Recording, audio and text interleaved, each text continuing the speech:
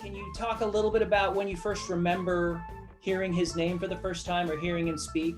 Or what made you a Pete fan where you thought, I'm all in? So I was actually sitting in this little meager office, and I was reading the news, and I saw this really, really critical headline about some dude from Indiana who had dared to go on Fox News.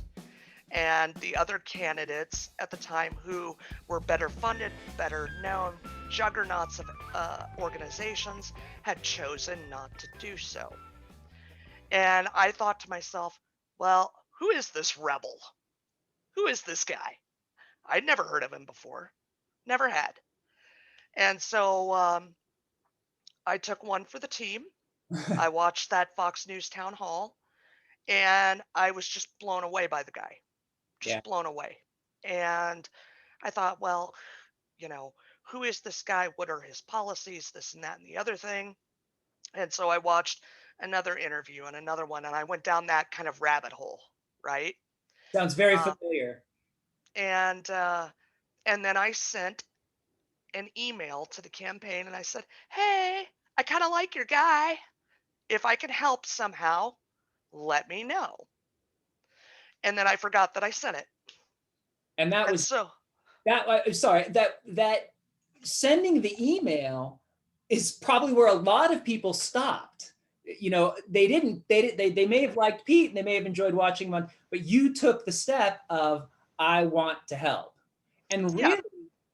that probably was, was that a hard thing for you to do, being a Republican all your life, to send an email to the Buttigieg campaign and say, I want to help? Well, I can tell you that my Republican friends and family told me I'd made a terrible mistake. I'll bet. Very much so. Because if you recall the times, it was very contentious, right? Uh, the the previous president and administration not only fractured a party, not only fractured a country, but they were fracturing neighbors, Mhm. friends, family. Right over the fence, that whoever, yeah. Very much so. And so, of course, obviously, some of those closest to me thought I was making this horrible, horrible decision that, somehow I was being brainwashed or whatever, right? There were all kinds of theories about what was going on in Lisa's head. Um, but what I saw in the Buttigieg campaign and in that messaging was something that I felt to be very true in my heart, which was, if we do not become the reunited States of America, if we don't give people a sense of belonging, if we don't tell people the truth, if we don't tell people what they need to hear rather than what they want to hear, we're in big trouble. And so that campaign just spoke truth to me. And by the way, I was a huge fan of Cory Booker too, because that campaign had a very similar vibe. I was a big fan of Yang Gang, similar vibe. Um, and of course, I've always said that, I've had a girl crush on Liz Warren forever, right?